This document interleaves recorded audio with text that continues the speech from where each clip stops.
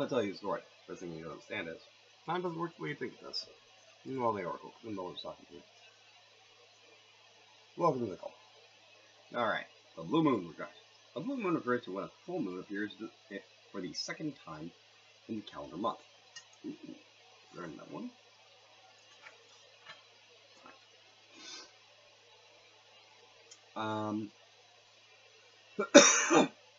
Well, Mercury, alright. Last year's full moon fell on a Wednesday, so it fell during a time of Mercury retrograde. While Mercury retrograde does not lend itself well to important new conversation, provide ample opportunity to resolve situations and explore them from new perspectives. It also gives us time to look back on what we might have done differently. While there is an adage that you can regret the thing you don't do, the reality is that there are, for all of us, things that we have done, said, and tried that we wish we had not. So take an inventory of what you regret, especially looking over what you regret that impacted another person. Can you make amends? If you no longer have contact with that someone you impacted, can you make amends in a different way? This exercise is not to understand karmic imbalance, but to answer the feeling of regret and understand it. Only act from emotional alignment.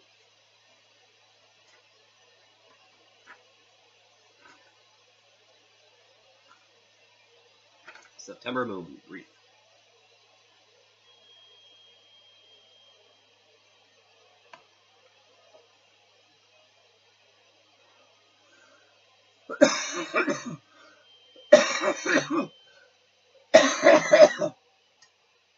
Oh, that's handy. The reason I might get this date book again, it also has the Celtic tree calendar in it, which I referenced in a previous video. September moon, grief. The harvest moon falls on a Friday, the day of Venus.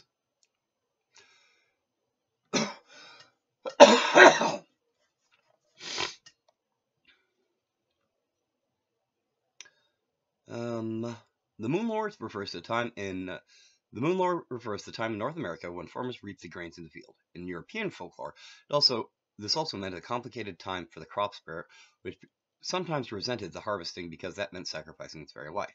Yet sacrifice in and of itself represented a deep act of love, giving the body of the crop so that the people who raised and tended it could survive the winter and then plant the children of the original crop in the spring. Sacrifice comes with complex grief, a love for the self, even if we give up a piece of ourselves for the good of our children, our parents, and our family or our country. Take this time to look at the grief behind sacrifices and permit yourself to feel that self-love. Listen to the grief and find a healthy way to express it and the love behind it. That's actually, in my opinion, an amazing way of looking at the sacrifice that soldiers give for our country. Because, like, a lot of people would be like, "You're a dirty hippie. You don't care about soldiers." You don't know me if you think that.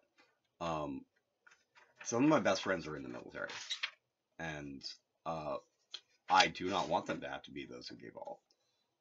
I think that respecting our soldiers is knowing when to not have them fight, when to have them be home, and have them not have to go out again.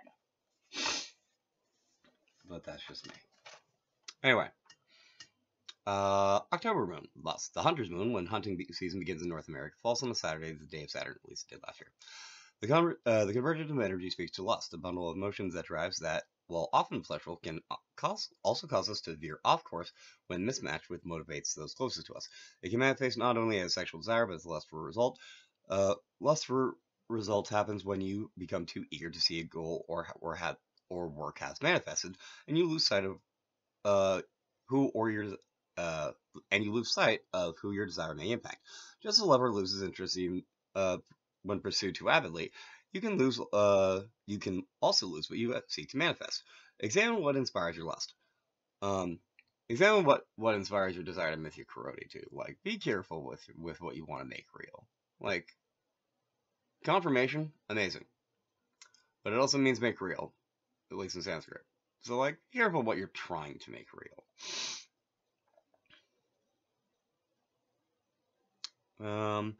Where can you move closer? What do you need to give yourself in your desired breathing room? Allow your body to speak to you and don't let it make decisions.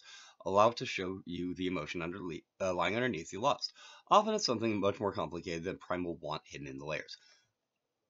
And that's actually a really good point. It's like, I talk a lot about magic, but specifically about physical magic, and a lot about it is being in tune with your avatar, like being in tune with your body, your deha, your surrender, however you want to call it. And that's a larger like a part of the visualization aspect of of um, meditation. Um, well, actually, yeah, just like in general, just like in magic, but it has a lot to do with like the visual magic, the like the inherent power in visualization, and how that helps as a like a tool to help your samoa like kindiri karori to like focus you, because like sight is very well focus based. You have the human vision is has its peripherals and it has its places of optimal focus, and that's it kind of trains us to think that way a lot of ways.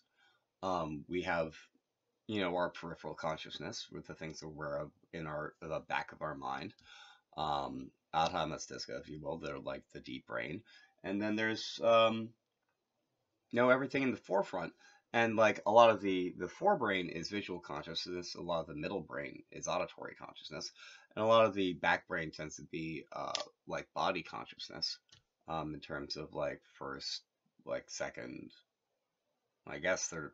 I'm not really sure. I'm guessing third and fourth consciousness, because the tongue and the nose gather so much sensory information from skin. Probably also goes back brain, but that's just my guess. All right, I'm thirsty. I'm out of water. I'm gonna go get some more. I'm gonna go get some more jala.